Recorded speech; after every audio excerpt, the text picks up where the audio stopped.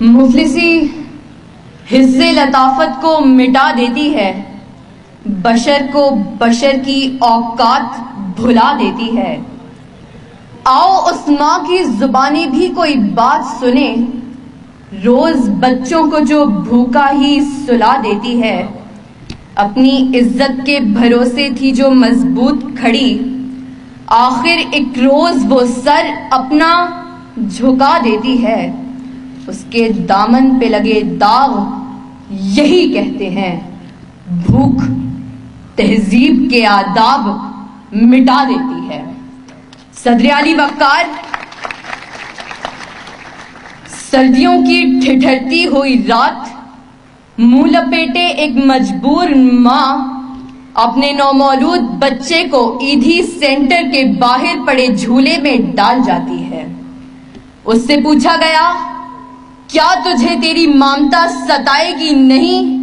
اس بچے کی سسکیاں تجھے رلائیں گی نہیں؟ اس کی چیخیں تیرے کانوں سے ٹکرائیں گی نہیں؟ تو کپ کپاتے ہوئے ہونٹوں سے جب مجبور ماں یہ جواب دیتی ہے کہ میں اپنے پیٹ کی بھوک تو برداشت کر سکتی ہوں، مگر اس بچے کا بھوک سے بلکنا مجھ سے دیکھا نہ گیا، تو اس پر یہ کہنا بجا بنتا ہے کہ خاک میں ماں کی محبت کو ملا دیتی ہے، بھوک تہذیب کے آداب مٹا دیتی ہے۔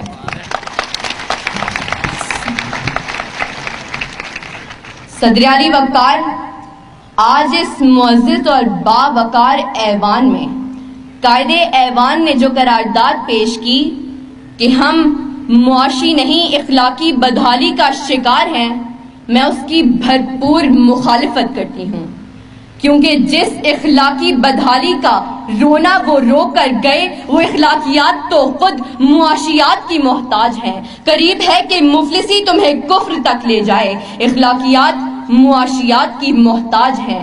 آئیے دلائل سے بات کرتے ہیں۔ روٹی کے چند ٹکڑوں اور قابل گزارا دودھ کی قلت سے تھر پارکر میں دم توڑنے والے مجبور بچوں کا اصل مسئلہ اخلاقیات نہیں معاشیات ہے۔ اسی شہر لاہور میں غربت سے تنگ آ کر بشرا نامی خاتون اپنے 2 معصوم بچوں کے ساتھ چلتی ہوئی ٹرین سے ٹکرا جائے تو اس کا اصل مسئلہ اخلاقیات نہیں معاشیات ہے۔ زرد چہرہ، آنکھیں اندر کو دھسی ہوئی اور بڑھاپے کی وجہ سے پورے جسم پر جھریاں لیے نشتر اسپتال ملتان کے باہر فقط 2 کلو آٹے کے عوض خون بیچنے والے بوڑھے کا اصل مسئلہ اخلاقیات نہیں معاشیات ہے۔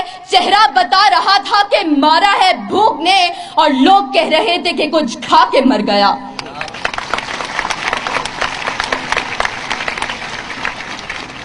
صدر علی وقار، تنگ دستی، بھوک اور ابتر معاشی حالات اعلیٰ اخلاقیات کی ضد ہیں۔ پہلے آپ تو تب ہوتا ہے کہ جب پیٹ کی بھوک اور غم روزگار نہ ہو۔ 2 + 2 4 روٹیوں کی بجائے 2 + 2 4 تو تب ہوتے ہیں کہ جب پیٹ کی بھوک اور غم روزگار نہ ہو۔ بیٹی کا 4 دیواری میں رہنا، خاندان کی عزت پر کٹ مرنا، یہ سب تو تب ہوتا ہے کہ جب پیٹ کی بھوک اور غم روزگار نہ ہو۔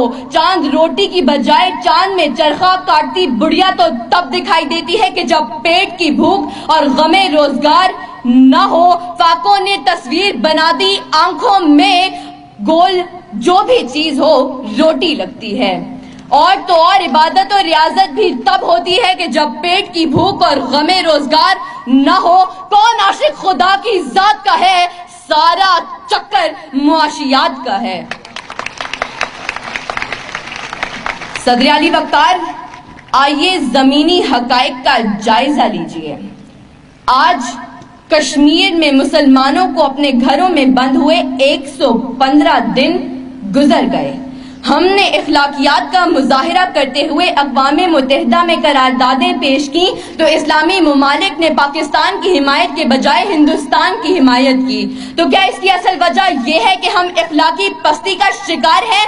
نہیں صدر علی وقار، ہرگز نہیں، بلکہ اصل وجہ تو یہ ہے کہ ہم معاشی طور پر کمزور ہیں۔ اس کمزوری کا علاج بھارت کی عالمی معیشت ہے۔